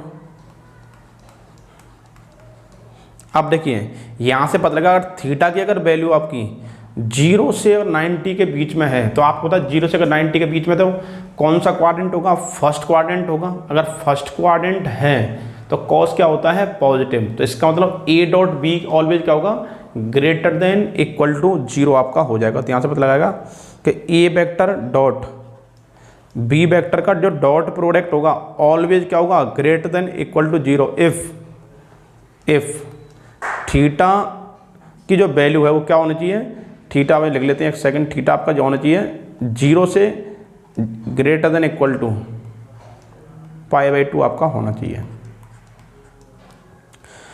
अब ये करा कि अगर आपका वेक्टर ए और वेक्टर बी के बीच में अगर आपका एक्यूट एंगल बनता है, तो then value of A dot B always क्या होगी, ग्रेटर देन इक्वल टू 0। ठीक है, तो ये समझे, अगर यहाँ पर सिंपल सा कॉन्सेप्ट है, अगर आपका थीटा की जो वैल्यू है, अगर ये एक्यूट एंगल बियर करता है, अगर एक्यूट एंगल है इसमें, तो ये ऑलवेज क्या होगा, ग्रेटर देन इक्वल टू 0 होगा, क्योंकि फर्स्ट क्वाड्रेंट होगा। और अगर फर्स्ट क्वाड्रेंट है तो क्या होगा, कॉस ऑलवेज नॉन नेगेटिव होगा। ये 0 भी हो सकता है, ठीक है, और प्लस भी हो सकता है, लेकिन नेगेटिव नहीं हो सकता। अब यहाँ से देखते हैं कुछ चीज़ें और इससे रिलेटेड। अब यहाँ पर कह रहा है, अगर मैं डॉट करूँगा, देखिए आई कैप डॉट आई कैप करूँगा, या फिर जे कैप डॉट जे कैप करता हूँ, या फिर के कैप डॉट के कैप करता हूँ, तो ऑलवेज वैल्यू क्या होती है इनकी, 1 होती है। 1 क्यों होती है, अभी समझेंगे इसके बारे में। देखिए अगर आपको डॉट प्रोडक्ट में I dot I, J dot J और के डॉट के सारे कैप में है, अगर ये डॉट प्रोडक्ट करते हैं तो क्या होती है वैल्यू, 0। तो अभी मैंने आपको फॉर्मूला पढ़ाया था, A vector dot B vector equal to magnitude of A vector magnitude of B vector multiply by cos theta. अब देखिए A vector dot B vector करना, ए का मीनिंग क्या है, आई कैप, तो आप लिखा आई कैप डॉट, बी का मीनिंग भी क्या है आपका, I cap equal to magnitude of I cap क्या हो जाएगा आपका, 1 होता है, मैग्नीट्यूड ऑफ आई कैप ये भी आपका 1 हो जाएगा, इनटू कॉस थीटा। अब आपको ये पता है, अगर आई कैप के इंटू कर दोनों वेक्टर क्या सेम, अगर दोनों वेक्टर अगर सेम है तो दोनों एक ही वेक्टर लाइन पर लाई करेंगे, तो एंगल क्या बनेगा आपका, 0। तो यहाँ से एंगल क्या हो जाएगा, 0 डिग्री। तो अब आप पता है इसका मैग्नीट्यूड क्या होगा, 1, इसका क्या होगा 1, तो cos 0 क्या होता है 1। तो यहाँ से क्या करने निकला, I cap dot I cap equal to ये आपको होता है 1। यहाँ से क्या निकल गया, I dot I, J dot J, के डॉट के क्या होता है 1। ये फर्स्ट प्रॉपर्टी है आपकी डॉट प्रोडक्ट में, प्रॉपर्टी ऑफ डॉट प्रोडक्ट। अगर सपोज ऐसा मिलेगा डॉट प्रोडक्ट में आई कैप डॉट जे कैप, या फिर जे कैप डॉट के कैप, या फिर ऐसा मिल गया आई कैप डॉट के कैप, ये सभी वैल्यू क्या होती हैं 0। अगर आपको आई डॉट जे या जे डॉट के या के डॉट जे ऐसा कुछ भी अगर मिलता है तो सभी वैल्यू क्या होगी 0। क्यों होगी? क्योंकि आपको पता है आई और जे के बीच में, जे और के बीच में, के और आई के बीच में सभी के क्या होता है 90 डिग्री का एंगल बनता है, और cos 90 क्या होता है 0। सो इसलिए क्या होगा आई डॉट जे क्या हो जाएगा, ये भी आपका 0 हो जाएगा। ठीक है, तो ये आपको कुछ पॉइंट याद रखने हैं, थोड़े से काम की चीज़ें। अब इसमें और कुछ प्रॉपर्टी देख लेते हैं, ये पता लगेगा आपको। अगली थर्ड प्रॉपर्टी जो आती है वेक्टर में क्या होता है, कॉम्यूटेट प्रॉपर्टी होल्ड करता है। अगर आप ए डॉट बी करेंगे, ए डॉट बी की वैल्यू और बी डॉट ए की वैल्यू क्या होती है, इक्वल होती है। तो वेक्टर में क्या होता है ए डॉट बी और बी डॉट ए दोनों क्या होते हैं आपके इक्वल होते हैं। अगर कहीं भी आपको ए डॉट बी दिखता है कहीं भी, तो वहाँ पर आप बी डॉट ए लिख सकते हैं और बी डॉट ए के प्लेस पे आपका ए डॉट बी। तो ये आपकी कौन सी प्रॉपर्टी होती है, कॉम्यूटेटिव प्रॉपर्टी इसमें होल्ड होती है, कॉम्यूटेटिव। ये कॉम्यूटेटिव प्रॉपर्टी उसमें होल्ड होती है। नेक्स्ट जो प्रॉपर्टी आपकी आएगी, अगर कह रहा है अगर आप ए वेक्टर डॉट ए वेक्टर अगर करते हैं तो इस केस में ये क्या हो जाएगा आपका ए वेक्टर का मैग्नीट्यूड, ए वेक्टर का मैग्नीट्यूड इंटू कॉस थीटा, और आपको पता है एंगल क्या बनेगा 0, कॉस 0 क्या होता है 1। तो यहाँ से कंक्लूजन क्या निकलेगा, यहाँ से कंक्लूजन निकला ए वेक्टर डॉट ए वेक्टर अगर आपको कहीं मिलता है तो आप इसे कर सकते हैं मैग्नीट्यूड ऑफ ए वेक्टर का होल स्क्वायर, आप इसे डायरेक्टली कर सकते हैं। अगर कहीं भी आपको दिखता है A vector dot A vector तो क्या आएगा मैग्नीट्यूड ऑफ ए वेक्टर का whole square, B dot B दिखता है तो मैग्नीट्यूड ऑफ बी वेक्टर का होल स्क्वायर, ये लिख सकते हैं। ये पॉइंट याद रखने लायक है, बहुत ही इंपॉर्टेंट है। ठीक है, तो जब आपको क्वेश्चन कराए जाएंगे तो ये सारी चीज़ें अप्लाई होंगी, तब आप सोचेंगे पता नहीं कहाँ से क्या क्या हो रहा है, इसलिए मैं ऑलरेडी इसका थोड़ा बता देता हूँ आपको। ठीक है, नेक्स्ट जो पॉइंट आपका आ गया, अगर आप ऐसे करते हैं A vector dot B vector plus C vector, अगर ऐसी कोई प्रॉपर्टी गिवन है आप तो यहाँ से कर सकते हैं A vector dot B vector plus A vector dot C vector. तो यहाँ से अगर कह रहा है कि अगर आपका A vector B vector plus C vector के प्रोडक्ट में है मल्टीप्लाई में, तो आप से कर सकते हैं A vector dot B vector. ठीक है, और ये आपका डिस्ट्रीब्यूटिव लॉ होता है A vector dot B vector plus A vector dot C vector. ये आपका डिस्ट्रीब्यूटिव लॉ भी क्या होता है फॉलो करता है, डिस्ट्रीब्यूटिव लॉ भी क्या होता है इसमें फॉलो होता है। अब अगला पॉइंट है 6 पॉइंट क्या आपका, अगर ये कह रहा है कि अगर आपका नेगेटिव साइन लगा हुआ magnitude of A vector magnitude of B vector, अगर आपको दो वेक्टर के बने दोनों का मैग्नीट्यूड के बने और बाहर के इसमें नेगेटिव साइन है, तो आप इसमें लिखेंगे ये जो होता है लेस देन इक्वल टू होगा A vector dot B vector से लेस देन इक्वल टू होगा, और ये भी किससे लेस देन होगा magnitude of A vector magnitude of B vector से भी क्या होगा लेस होगा। ठीक है, ये प्रॉपर्टीज में होल्ड होती है। नेक्स्ट, अब अगला जो मोस्ट इंपॉर्टेंट पॉइंट है, अगला देखते हैं। अगला पॉइंट क्या आएगा 7, ये बहुत अच्छा है। ये कह रहा है कि वेक्टर अगर देखते हैं ए डॉट बी की जो वैल्यू होगी वो क्या होगी, ए डॉट बी जो होगा आपका कब पॉजिटिव होगा कब आपका ये नेगेटिव होगा, ये समझेंगे ध्यान से। ये कह रहा है value of A dot B आपकी कब पॉजिटिव होगी कब नेगेटिव होगी और कब आपकी 0 होगी, समझेंगे ध्यान से। और आपको पता है कि अगर ए डॉट बी अगर मैं करता हूँ और ए वेक्टर और बी वेक्टर बीच में अगर एक्यूट एंगल है तो ये क्या बनेगा आपका पॉजिटिव, और अगर इनके बीच में अगर एंगल क्या आपका 90 डिग्री है तो क्या बनेगा ये 0, और अगर 90 से ग्रेटर है तो क्या बनेगा ये बनेगा नेगेटिव वैल्यू देगा। ठीक है, तो यहाँ पर लिख लेते हैं, चाहो तो लिख सकते हैं यहाँ पर आपका पॉजिटिव कब बनेगा कि अगर आपका थीटा की जो वैल्यू है वो क्या, थीटा क्या होना चाहिए, थीटा आपका होना चाहिए एक्यूट। थीटा की वैल्यू अगर एक्यूट है तो ये बनेगा पॉजिटिव, और ये बनेगा नेगेटिव कब बनेगा जब थीटा की वैल्यू क्या होनी चाहिए ऑब्ट्यूस। अब वेक्टर ए और वेक्टर बी के बीच में अगर ऑब्ट्यूस एंगल है, ऑब्ट्यूस लिखते हैं,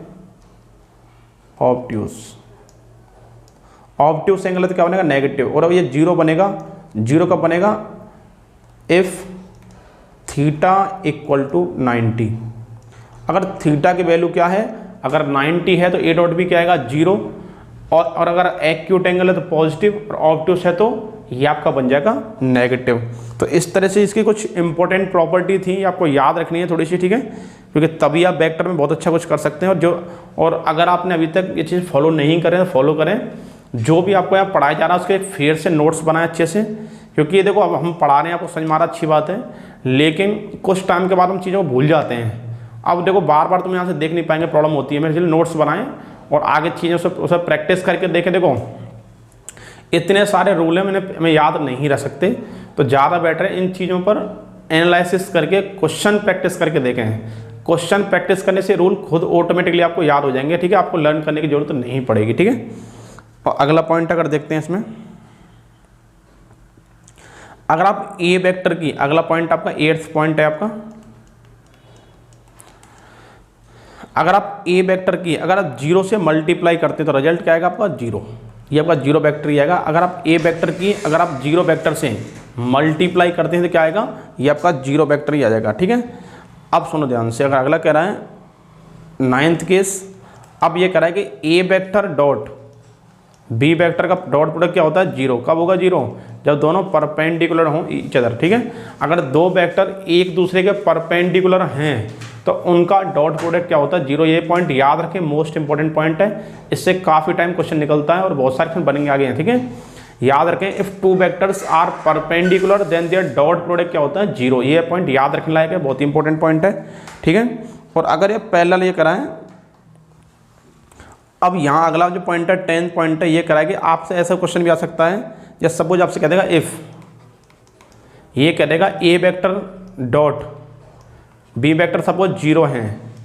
अब कह रहा है कि अगर आपका A vector dot B vector 0 हैं तो बहुत सारे बच्चे सोचेंगे तो या तो ए 0 हो सकता है या बी 0 हो सकता है।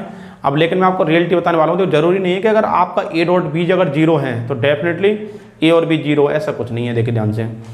अब यहाँ पर क्वेश्चन ये कह रहा है कि अगर ए डॉट बी 0 है तो ऐसा भी हो सकता है ना तो ए 0 है ना बी 0 है, लेकिन ए डॉट बी 0 हो सकता है, ठीक है। ये पॉइंट आप लिख लें इसमें, ये करा है कि ए डॉट बी 0 है तो आपका नॉर्मली अगर बात करें तो ये ऐसा होना चाहिए ए 0 होगा या बी 0 होगा, ठीक है। लेकिन ऐसा भी हो सकता है कि ए भी 0 नहीं है बी भी 0 नहीं है, तब भी उनका डॉट प्रोडक्ट 0 हो सकता है। ये पॉइंट आप इसे भी थोड़ा याद रखें, ठीक है। तो इस तरह से आपने स्केलर में बहुत कुछ थोड़ा पढ़ लिया होगा थोड़ा थोड़ा। अब थोड़ी सी इसमें कुछ आइडेंटिटी और रिमेनिंग और देख लेते हैं ध्यान से। देखो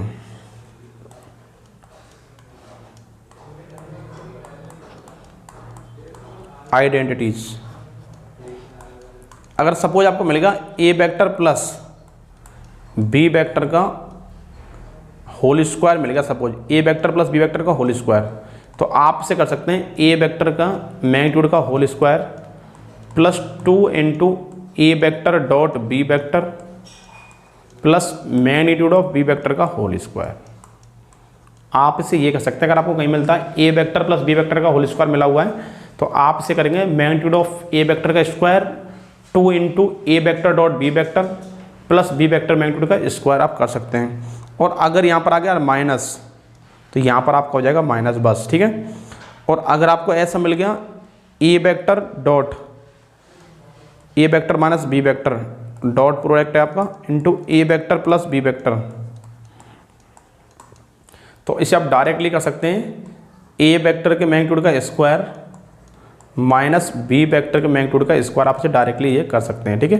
अगर ये मिलता है तो हालांकि प्रॉपर्टी वही है लेकिन वेक्टर में स्टेप आपको दिखाने पड़ते हैं। डायरेक्टली आप ए स्क्वायर माइनस बी स्क्वायर की आइडेंटिटी नहीं लगा सकते, ठीक है। तो आपको स्टेप फॉलो करने पड़ेंगे, दिखाना पड़ेगा, ठीक है। इस तरह से आपका होगा।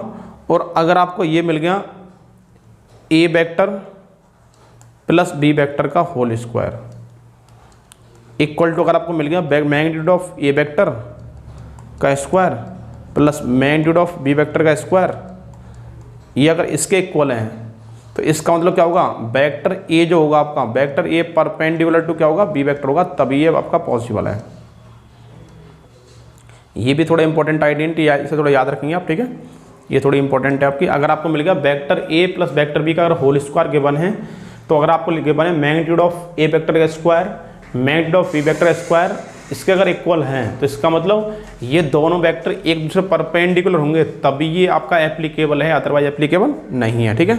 अब देखिए नेक्स्ट आपका टॉपिक आएगा, यहाँ से ये तो कंफर्म हो गया स्केलर में आपका क्या क्या है इसमें, ठीक है। मैंने पूरा डिटेल में पढ़ा दिया है और इसमें एक भी पॉइंट ऐसा नहीं जो मैंने छोड़ दिया हो। अगर इतना पढ़ लेंगे तो ये श्योर है कि आपको स्केलर में सब कुछ क्लियर हो गया होगा, ठीक है। और जितने भी आप क्वेश्चन करेंगे सभी क्वेश्चन में इतनी ही प्रॉपर्टी यूज होंगी, इससे ज़्यादा प्रॉपर्टी किसी क्वेश्चन में यूज नहीं होने वाली है, ठीक है। इतना इनफ है बस। नेक्स्ट आपका टॉपिक आएगा प्रोजेक्शन के बारे में। देखिए प्रोजेक्शन कैसे फाइंड करते हैं वो समझेंगे ध्यान से।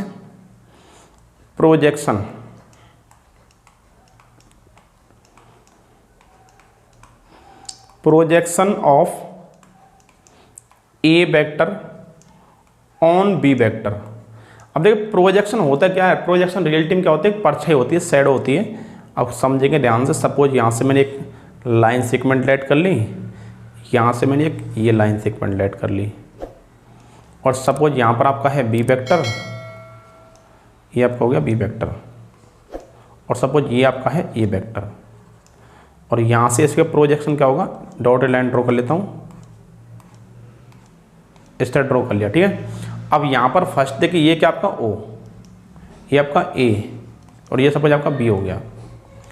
अब यहाँ पर क्या फाइंड करना आपको, projection of A vector on B vector. अब देखिए प्रोजेक्शन कौन से वेक्टर पर पड़ रहा है, प्रोजेक्शन पड़ रहा है आपका बी वेक्टर।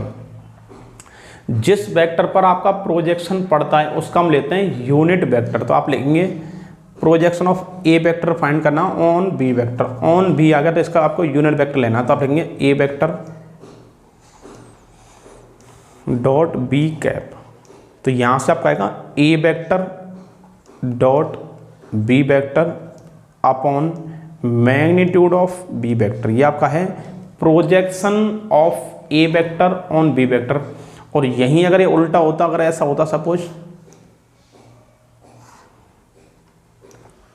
यहाँ पर अगर ऐसा होता, सपोज ये आपका है दिस, यहाँ पर ओ लेट कर लो, ये आपने लेट कर लिया ए, ये आपने लेट कर लिया बी, ये पॉइंट आपका हो गया ए और ये पॉइंट आपका होगा बी सपोज।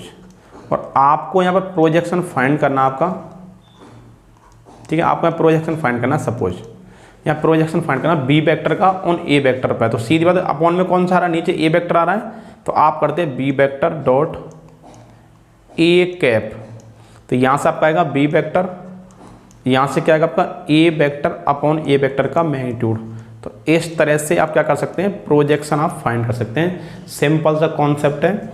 जो वेक्टर आपका नीचे जो आ रहा है उसका हम लेते हैं यूनिट वेक्टर। आपने देखा projection of A vector on लिखा जिसको होगा ऑन, कौन सा बी वेक्टर, तो बी का आपको यूनिट वेक्टर लेना है।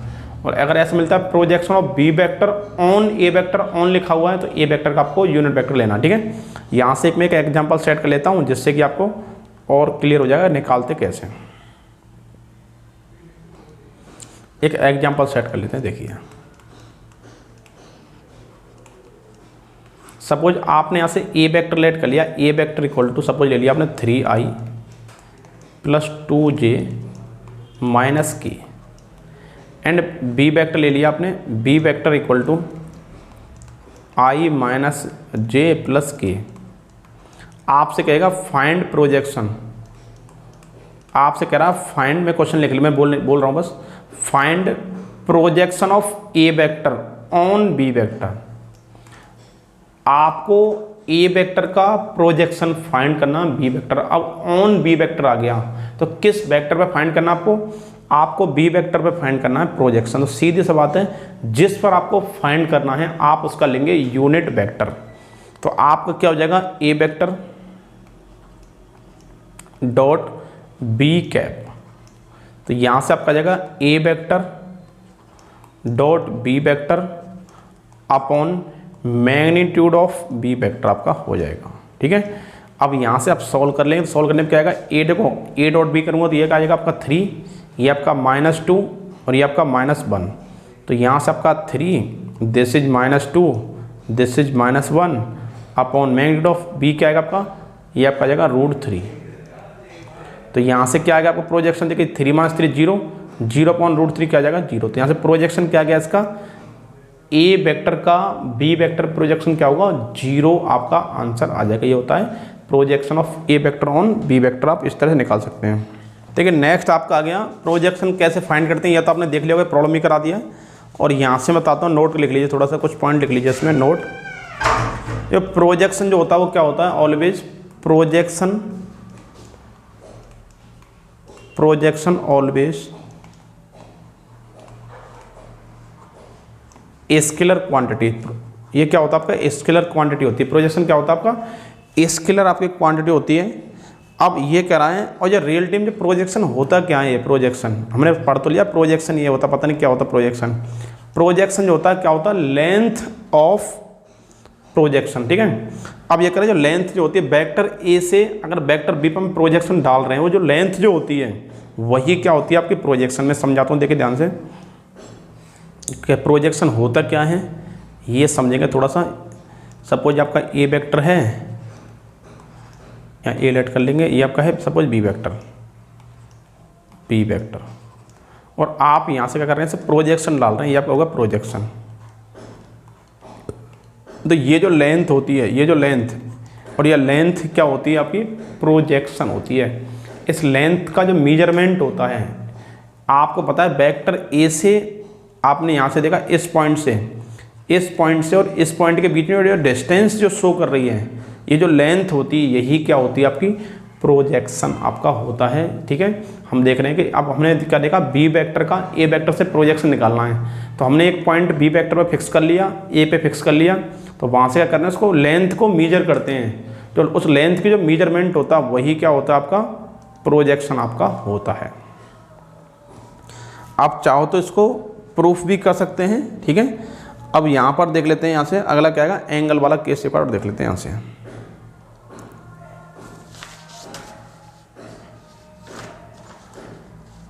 अब आप यहाँ पर पढ़ सकते हैं, यहाँ देखिए ध्यान से, यहाँ से कैसे करेंगे, देखिए इतना इनफ है, ठीक है। अब यहाँ से क्या क्या आएगा, देखिए आपका ये कराएगी if A vector dot B vector की अगर वैल्यू ग्रेटर देन 0 है, कुछ इंपॉर्टेंट पॉइंट है यहाँ पे, ए वेक्टर डॉट बी वेक्टर अगर आपका ग्रेटर देन 0 है तो इसका मतलब इसका जो प्रोजेक्शन होगा वो प्रोजेक्शन भी क्या होगा, वो ग्रेटर देन क्या होगा, 0 ही होगा। Projection is always greater than 0। अगर कराए ए डॉट बी की वैल्यू अगर 0 के इक्वल है तो आपका प्रोजेक्शन भी क्या होगा, आपका प्रोजेक्शन भी 0 के इक्वल ही होगा। अगर ए डॉट बी की वैल्यू अगर नेगेटिव है, लेस देन 0 है, तो आपका जो प्रोजेक्शन होगा वो क्या होगा आपका, अब देखिए प्रोजेक्शन अगर लेस देन आपके पास, तो प्रोजेक्शन भी क्या होगा, लेस देन 0 होगा, ठीक है। तो हालांकि देखो लेंथ, प्रोजेक्शन लेंथ ही तो होती है, लेकिन ये दिखा रहा है कि लेंथ आपका ये क्लॉकवाइज एंटी क्लॉकवाइज शो कर रहा है, ठीक है। तो यहाँ पर ये देखना है कि लेंथ आपका ऊपर से नीचे निकालने, देखो ऊपर से नीचे की ओर निकालें या फिर नीचे से ऊपर की ओर हम निकाल रहे हैं, ठीक है। ये चीज़ आप देख सकते हैं बस। तो यहाँ पर पता लगेगा अगर ए डॉट बी की वैल्यू अगर क्या है आपकी ग्रेटर देन 0 है तो प्रोजेक्शन भी क्या होगा आपका ग्रेटर देन 0 होगा, और ए डॉट बी अगर 0 के इक्वल है तो प्रोजेक्शन भी क्या होगा, 0 के इक्वल होगा। ए डॉट बी अगर लेस देन 0 है तो प्रोजेक्शन भी क्या होगा आपका लेस देन 0 ही होगा। ये इंपॉर्टेंट पॉइंट है, ये आपके कॉम्पिटिटिव एग्जाम में डायरेक्टली पूछ ले जाते हैं, तो आप देखना थोड़ा ध्यान से पढ़ें। अब इसमें और अगर ये पॉजिटिव नेगेटिव कब होगा ये देखते हैं, नोट कुछ इंपॉर्टेंट देखिए। अब ये करेंगे अगर आप यहाँ पर ए डॉट बी है तो एंगल भी होगा इनके बीच में, अगर दो वेक्टर है मुझे प्रोजेक्शन निकालना तो एंगल होगा। अब इसमें अगर थीटा की जो वैल्यू है, अगर आपकी थीटा की वैल्यू क्या आ गई, अगर आपकी थीटा की वैल्यू आ गई एक्यूट, थीटा आपका आ गया और एक्यूट, अगर आपका थीटा एक्यूट आ गया, एक सेकंड एक्यूट लिख लेते हैं, थीटा अगर आपका आ गया एक्यूट तो आपका जो प्रोजेक्शन होगा वो क्या होगा, पॉजिटिव होगा पॉजिटिव। जैसा आप नॉर्मली ये समझो, ये आपका फर्स्ट ए वेक्टर हो गया, ये आपका बी वेक्टर हो गया, आपको प्रोजेक्शन निकालना है यहाँ से दिस, ये आपका ए वेक्टर, ये आपका बी वेक्टर, और आपको इसका प्रोजेक्शन निकालना है इस पर। तो ये एंगल क्या होना चाहिए, थीटा। ये एंगल थीटा अगर आपका, अगर ये थीटा जो एंगल होगा, अगर ये आपका एक्यूट एंगल है तो आपका प्रोजेक्शन क्या होगा, पॉजिटिव। और अगर ये एंगल आपका ऑब्ट्यूस है, थीटा अगर आपका ऑब्ट्यूस है तो क्या होगा, ये आपका हो जाएगा नेगेटिव। तो प्रोजेक्शन आपका क्या हो जाएगा, प्रोजेक्शन आपका हो जाएगा नेगेटिव, ठीक है। और अगर थीटा अगर आपका 90 डिग्री है, थीटा क्या आपका 90 डिग्री है तो क्या होगा आपका, ये आपका 0 हो जाएगा, ठीक है। प्रोजेक्शन आपका हो जाएगा 0। अब यहाँ पर हम पढ़ते हैं एंगल बिटवीन टू वेक्टर्स। तो एंगल बिटवीन टू वेक्टर्स, तो आपने पढ़ा है अभी A vector dot B vector equal to magnitude of A vector magnitude of B vector into cos theta. तो यहाँ से क्या जाएगा आपका A vector dot B vector upon magnitude of A magnitude of B equal to cos theta. तो यहाँ से आपने क्या फॉर्मूला ड्राइव कर लिया, यहाँ से ड्राइव कर लिया एंगल बिटवीन टू वेक्टर्स। अगर आपसे फाइंड करवाता है एंगल बिटवीन टू वेक्टर्स, तो यहाँ फॉर्मूला आपका हो जाएगा cos theta equal to A vector dot B vector upon magnitude of A vector magnitude of B vector. तो यहाँ से इस तरह से आप क्या फाइंड कर सकते हैं, यहाँ से एंगल बिटवीन टू वेक्टर्स आप इजीली यहाँ से फाइंड कर सकते हैं। तो ये आपका क्या होगा, एंगल बिटवीन टू वेक्टर्स के लिए आपका ये हो चुका है। ठीक है, इस तरह से आप इजीली फाइंड कर सकते हैं एंगल बिटवीन टू वेक्टर्स के लिए। अब देखो अगला जो टॉपिक इसमें आपका आएगा, ये आपका आएगा क्रॉस प्रोडक्ट। एक सेकंड देख लेते हैं, आपका डॉट प्रोडक्ट हो चुका है आपका। ठीक है, अब नेक्स्ट आपका जो आएगा वो आएगा क्रॉस प्रोडक्ट, और देख लेते हैं एक बार इसका इंट्रोडक्शन, इससे इंट्रोडक्शन खत्म ही हो जाएगा इसका। देखिए क्रॉस प्रोडक्ट क्या आएगा आपका, क्रॉस प्रोडक्ट ये इसमें लास्ट टॉपिक है, इसके बाद आपकी प्रॉब्लम स्टार्ट हो जाएंगी। ठीक है, क्रॉस प्रोडक्ट क्या होता है समझेंगे ध्यान से यहाँ से। अब यहाँ पर मैं समझ लेता हूँ, पहले इसको देखिए।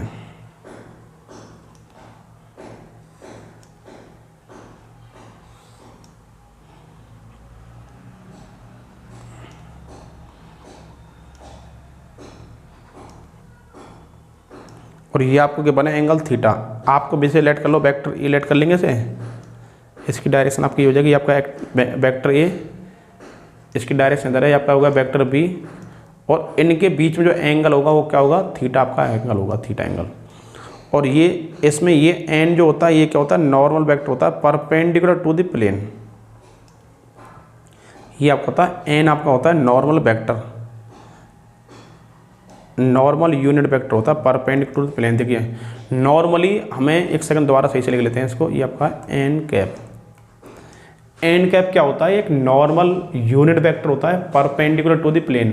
नॉर्मली हमको ये लगता है कि ये जो एन कैप जो वेक्टर होता है, नॉर्मल यूनिट वेक्टर जो होता है वो ए वेक्टर और बी वेक्टर पे परपेंडिकुलर होता है, लेकिन ऐसा नहीं है, ये उस प्लेन पे परपेंडिकुलर होता है जिसमें ए वेक्टर और बी वेक्टर होते हैं। ठीक है, एक सपोज हमने लेट कर लिया, एक प्लेन है, उस प्लेन के अंदर ए वेक्टर भी है और बी वेक्टर भी है। जिस प्लेन में ए वेक्टर बी वेक्टर हैं उसी प्लेन पे परपेंडिकुलर जो होता है वो क्या होता है, एन आपका जो वेक्टर है नॉर्मल यूनिट वेक्टर जो होता है उस प्लेन में परपेंडिकुलर होता है, जिसमें आपके ए वेक्टर बी वेक्टर आपके होते हैं। ठीक है, तो यहाँ से इसमें क्या कंक्लूजन निकलता है, यहाँ से निकालते हैं अगर एंगल बिटवीन टू निकालते हैं इसमें, तो यहाँ से निकलता है A vector cross B vector equal to magnitude of A vector magnitude of B vector into sine theta. और ये क्या होता है एन कैप, और एन कैप क्या होता है, ये डायरेक्शन शो करता है, इसकी डायरेक्शन शो। ठीक है, एन कैप जो होता है नॉर्मल परपेंडिकुलर वेक्टर होता है टू दी प्लेन। ठीक है, तो और ये क्या शो करता है यहाँ साइन थीटा, एन कैप मतलब ये साइन थीटा की क्या शो कर रहा है, डायरेक्शन शो करता है। ठीक है, ये आपका हो जाता है। ठीक है, अब ये करा है कि ये पहला पॉइंट तो ये क्लियर होगा, आपने क्रॉस प्रोडक्ट में देख लिया होगा एन कैप क्या होता है, एन कैप आपको होता है normal perpendicular vector to the plane होता है, और ए वेक्टर बी वेक्टर आपको दो वेक्टर के बने एक प्लेन के अंदर, जिनके बीच में क्या बना हुआ है, एंगल थीटा बना हुआ है, और आपको एंगल फाइंड करना है। तो क्रॉस प्रोडक्ट में फॉर्मूला क्या होता है, A vector dot B vector equal to magnitude of A vector magnitude of B vector into sine theta N cap. N cap क्या होता है पता आपको लग गया होगा। ठीक है, अब देखिए यहाँ से इसकी कुछ प्रॉपर्टीज के बने, तो यहाँ से अगर आपको एन कैप अगर आपको फाइंड करना है एन कैप, अब ये करा आपका एन क्या है, नॉर्मल परपेंडिकुलर वेक्टर होता है बोथ। अब अगर ये करा है कि आपका एन अगर आपको एन कैप निकालना है, N cap equal to N क्या होता है वो normal perpendicular vector to the both. अब देखो ध्यान से, एन आपको पता है नॉर्मल परपेंडिकुलर वेक्टर है, यूनिट वेक्टर है, और अगर ये वेक्टर आपका दोनों वेक्टर पे क्या है क्रॉस परपेंडिकुलर है, तो क्या बनाते हैं A vector dot cross, cross product है A vector cross B vector upon magnitude of A और मैग्नीट्यूड ऑफ बी। अगर आपको कहीं भी नॉर्मल यूनिट वेक्टर फाइंड करना है, और अगर ये लिखा हुआ है ये जो नॉर्मल यूनिट वेक्टर है वो आपका ए वेक्टर पर, ये आपका बी वेक्टर पर, दोनों वेक्टर पर क्या है अगर ये परपेंडिकुलर हैं, तो उस केस में एन कैप जो होगा वो आपका A vector cross B vector upon magnitude of A magnitude of B के इक्वल आपका हो जाएगा। ठीक है, इस तरह से आप बहुत ही इसको फाइंड कर सकते हैं। ठीक है, अगली जो प्रॉपर्टी इसमें आएगी, अगर आपको मिल गया A vector dot B vector, इसका अगर सपोज होल स्क्वायर के बने आपको प्लस, और यहाँ मिल गया vector A cross vector B, इसका भी होल स्क्वायर के बने, तो आप इसे कर सकते हैं वेक्टर ए के मैग्नीट्यूड का स्क्वायर वेक्टर बी के मैग्नीट्यूड का स्क्वायर, आप कर सकते हैं इसको। ठीक है, अगर आपको कहीं मिल गया vector A dot vector B का whole square plus vector A cross vector B के, कैसे आता है ये समझेंगे ध्यान से। देखिए, आपने ये तो पढ़ा होगा ए डॉट बी, क्या पढ़ा था आपने, ए डॉट बी पढ़ा था आपने, एक सेकंड लिख लेता हूँ। A vector dot B vector equal to होता है magnitude of A vector magnitude of B vector into cos theta, ये पढ़ा था आपने। तो यहाँ पर आप ले सकते हैं ए का मैग्नीट्यूड बी का मैग्नीट्यूड और यहाँ पर आएगा कॉस थीटा, इस पूरे का होल स्क्वायर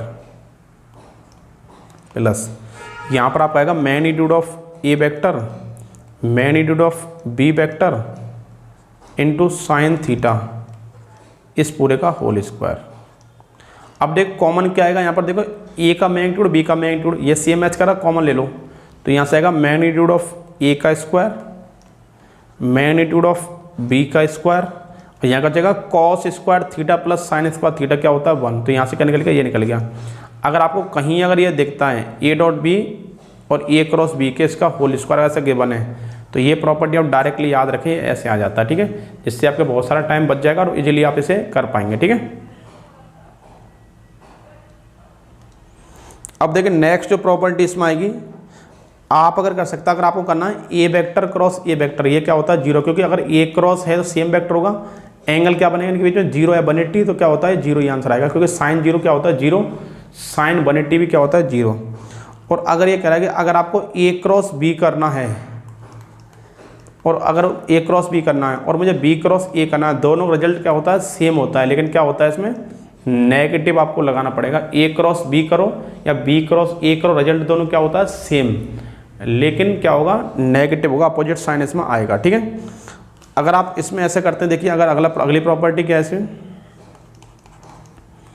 अगर आपको ऐसे मिल गया A vector cross B vector plus C vector, तो आप इसे कर सकते हैं A vector cross B vector plus A vector cross C vector, आप इसे कर सकते हैं। ठीक है, अगर आपको मिल गया A vector cross B vector plus C vector, तो आप इसे कर सकते हैं A vector cross B vector plus A vector cross C vector. ये डिस्ट्रीब्यूटिव लॉ क्या करता है, ये फॉलो करता है। ठीक है, अब यहाँ पर अगला जो इंपॉर्टेंट पॉइंट है, ये कह रहा है कि अगर आपका A vector cross B vector अगर 0 है, अगर ए वेक्टर क्रॉस बी वेक्टर 0 है, तो इसका मतलब ये नहीं कि आपका ए वेक्टर 0 होगा या बी वेक्टर 0 होगा या दोनों वेक्टर 0, ऐसा नहीं है। ऐसा भी हो सकता है कि ए वेक्टर 0 भी ना हो, बी वेक्टर भी 0 ना हो, लेकिन ए क्रॉस बी क्या हो सकता है 0 हो सकता है, इसकी पॉसिबिलिटी है। ठीक है, अब ना तो ए 0 है ना बी 0 है, ये कह रहा है अगर ए क्रॉस बी 0 है, इसका मतलब ये नहीं है कि ए 0 होगा या बी 0 होगा। कभी कभी ऐसा हो सकता है कि ए 0 नहीं है बी 0 नहीं है, लेकिन ए क्रॉस बी 0 हो सकता है। ठीक है, इससे रिलेटेड क्वेश्चन है, वो हम कराएंगे तब आपको पता लग जाएगा थोड़ा सा। अब ये कह रहा है कि अगर आपकी वैल्यू अगर ए क्रॉस बी, अगला पॉइंट अगर ये कह रहा है कि ए क्रॉस बी की वैल्यू जो होगी वो क्या होगी, ये आपके magnitude of A magnitude of B के इक्वल होगी। कब, जब दोनों वेक्टर के बीच में एंगल क्या बनेगा 90। अगर दोनों वेक्टर परपेंडिकुलर हैं, इनके बीच में 90 डिग्री का एंगल होगा, उस केस में ए क्रॉस बी की जो वैल्यू होगी वो magnitude of A magnitude of B के क्या हो जाएगी इक्वल हो जाएगी। ठीक है, तो यहाँ से पता लगा आपको, अगर डॉट प्रोडक्ट एक बार चेक करना, परपेंडिकुलर हैं तो डॉट प्रोडक्ट क्या होगा 0, और अगर पैरेलल हैं तो क्रॉस प्रोडक्ट क्या होगा 0। ये पॉइंट याद रखें, अगर पैरेलल हैं तो क्रॉस प्रोडक्ट 0, परपेंडिकुलर हैं तो डॉट प्रोडक्ट 0। ये पॉइंट याद रखें, बहुत ही काम के पॉइंट हैं। ठीक है, अब यहाँ से एक सर्कल वाला रूल और पढ़ लीजिए बस, फिर उसके बाद इसका मोस्ट ऑफ जो पार्ट खत्म हो जाएगा। एक सेकंड ड्रॉ कर लेते हैं, समझ अपने से एक सर्कल ड्रॉ कर लिया। ठीक है, ये ड्रॉ कर लिया,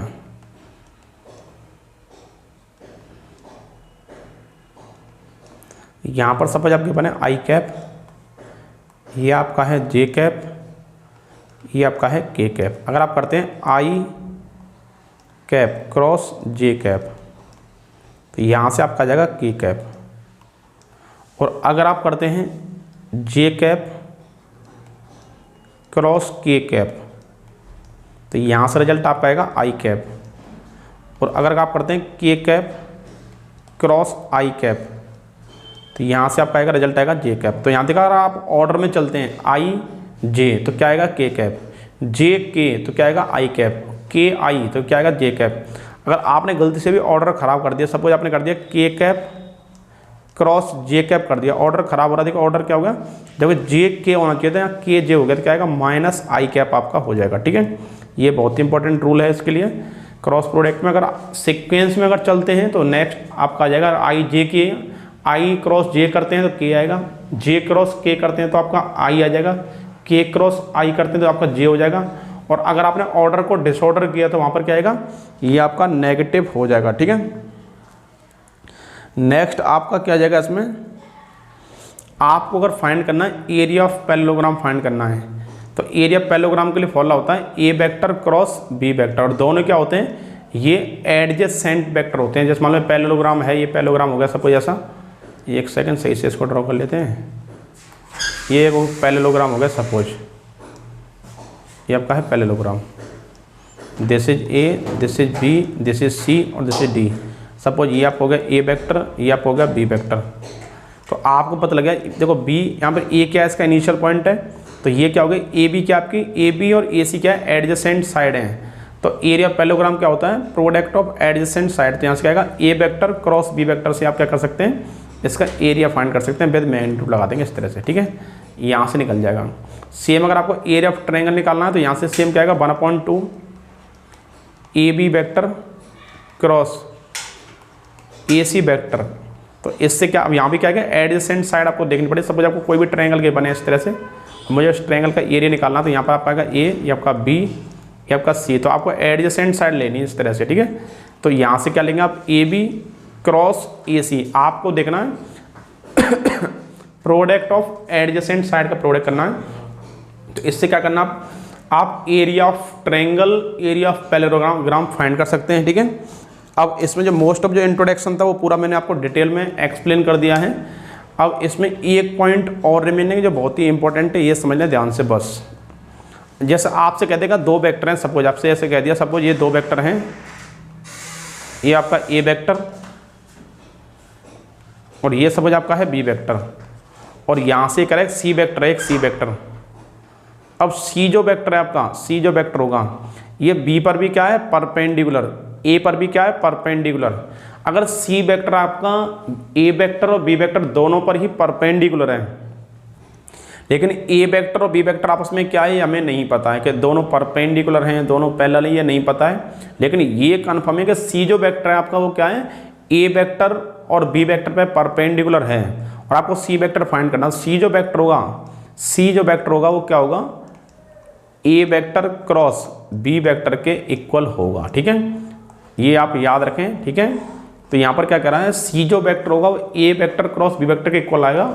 ये कौन सा रूल से आया है, अभी मैंने आपको पढ़ाया था। अगर मैं आप करता हूँ आई क्रॉस जे करता हूँ तो रिजल्ट क्या आता है के आता है, क्योंकि के जो आपका है वो क्या है दोनों पे परपेंडिकुलर है। ये दोनों आपस में कैसे भी परपेंडिकुलर हो पैरेलल हो उससे कोई फर्क नहीं पड़ता। तो ये समझे सी जो वेक्टर होगा वो क्या है, सी वेक्टर आपका बी पर भी परपेंडिकुलर है, सी आपका ए पर भी परपेंडिकुलर है।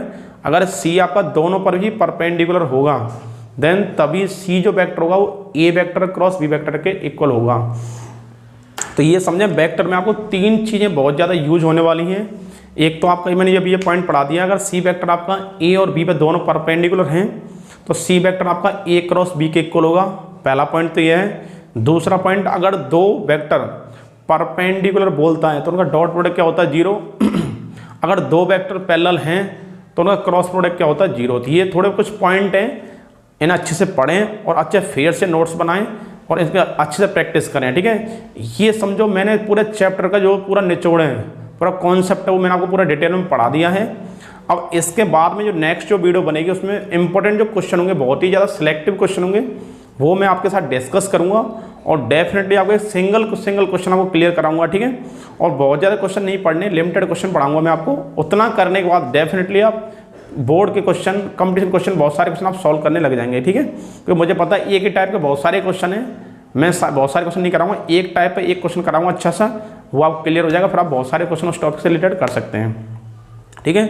अगर आपको जितना भी हम पढ़ा रहे हैं अगर आपको अच्छे समझ में आ रहा है, आपको कोई डाउट नहीं है, कोई कन्फ्यूजन नहीं है, तो हमारी वीडियो को लाइक, कमेंट, शेयर करना ना भूलें। Thank you watching this video.